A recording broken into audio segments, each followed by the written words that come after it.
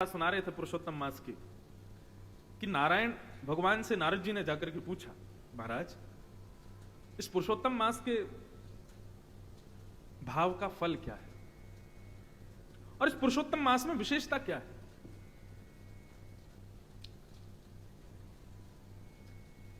तब भगवान श्रीमन नारायण बोले, देखो अब हम तुमको बताएंगे तो तुमको शायद इतना समझ नहीं आए, तो एक प्रैक्टिकल करके बताते थे। नारद जी बोले, बताइए। बोले, नीचे अमुक नाम पर एक तालाब है, उस तालाब में एक मछली है, उस मछली से जाकर के पूछो पुरुषोत्तम मास का फल क्या है। नारद जी हंसने लगे, बोले मछली से जाकर के पूछूं मैं? भगवान बोले, हमारी आज्ञा है, इसको स्वीकार करो, जाओ तुरंत। नारद जी महाराज पृथ्वी पर जहां भगवान ने बताया तो वहां आए, तालाब में एक मछली थी। नारद जी ने जाके प्रणाम किया, जय हो मत्स्य देवता, भगवान की आज्ञा हुई है कि हम आपसे पूछें कि पुरुषोत्तम मास का फल क्या है, कृपा करके बताइए। बहुत सावधानी से सब लोग श्रवण करो। मछली बोली, जय हो नारद जी, आपके दर्शन हो गए, हम तो कृतार्थ हो गए। एक काम कीजिए, सामने एक गौशाला है, वहां पर एक गाय बछड़े को जन्म दे रही है, आप उस बछड़े से जाकर के पूछिए। और ऐसा कहकर के मछली ने अपने प्राण त्याग दिए। नारद जी बोले, ये क्या हुआ? भगवान ने तो आज्ञा दी थी कि ये बताएगी, लेकिन इसने तो प्राणी त्याग दिए।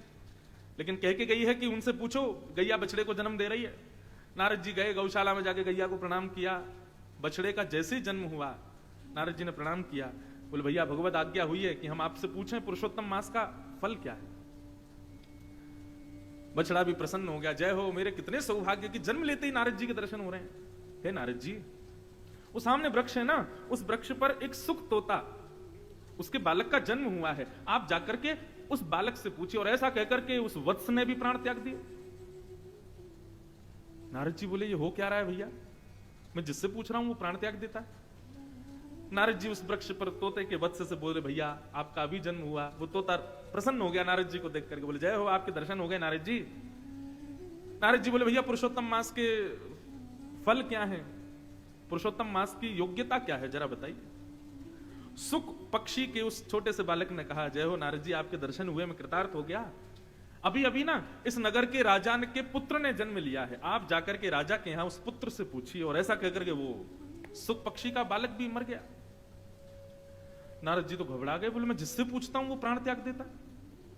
मछली के बालक ने त्याग दिया, गैया के बालक ने त्याग दिया, अब इस सुख के बालक ने भी। कहीं ऐसा नहीं हो मैं राजा से पूछने जाऊं, उसका बालक भी प्राण त्याग दे। मैं जहां जा रहा हूं भैया, कहीं यही तो पुरुषोत्तम मास का फल नहीं है। नारद जी बड़े घबरा गए, लेकिन क्या करें, जानना तो है, भगवान की आज्ञा है। तो नारद जी पहुंचे, और पहुंच करके राजा ने तो आनंद हो गया, अरे वाह वाह वाह, जय हो, मेरे घर बालक हुआ, संत नारद पधारे हैं, भगवत शिरोमणि पधारे हैं, दंडवत प्रणाम किया। बोले महाराज भगवान की आज्ञा हुई है, पुरुषोत्तम मास का फल जान करके आओ, महिमा पूछ करके आओ, जो भी बता रहे हैं सब प्राण त्याग रहे हैं। अंत तो गत्वा आपके पुत्र से पूछने के लिए कहा है। नन्ना सा राजा का पुत्र जैसे ही नारद जी की गोद में दिया, तो भगवत आज्ञा से वो नन्ना सा बालक ही बोलने लगा। बोले जय हो नारद जी, आपको प्रणाम। बोले भैया प्राण मत त्यागना, पहले ये बताओ पुरुषोत्तम मास का फल क्या है। वो बालक आनंदित हो गया, और आनंदित होकर के बोला, नारद जी मैं अपने प्रारब्धों से एक मछली बना था, लेकिन पुरुषोत्तम मास में आपका दर्शन करके मैं उस योनि से मुक्त हो गया। अपने प्रारब्ध के कारण एक वत्स बन करके आया, बछड़ा बन के आया। पुरुषोत्तम मास में आपके दर्शन से मैं उस योनि से भी मुक्त हो गया। फिर मैं एक सुख पक्षी बनकर के आया, आपके दर्शन से उससे भी मुक्त हो गया। और इन समस्त प्रारब्धों से मुक्त होकर के अब मैं मानव ही नहीं, एक राजा के घर में जन्म लेकर के आया हूं। केवल एक संत के दर्शन से यह फल प्राप्त होता है पुरुषोत्तम मास में। यह है भागवत दर्शन की महिमा।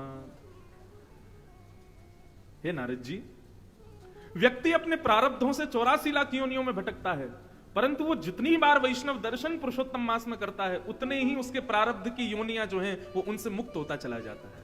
मतलब मान लीजिए कि आपने अगले 7 दिन में, अब राह चलता जो भी तिलक लगाए सब वैष्णवी हैं, जिसके गले में कंठी माला देखे समझो वैष्णवी है। और महाराज इस ऋषिकेश में तो जो गंगा में डुबकी भी लगा रहा है ना, वो भी वैष्णव है। सबको अपने नेत्रों से निहारते रहो, सबको प्रणाम करते रहो। जितने ज्यादा से ज्यादा लोग देख लोगे, उतने ही आप अपने प्रारब्ध की योनियों से मुक्त होते चले जाओ।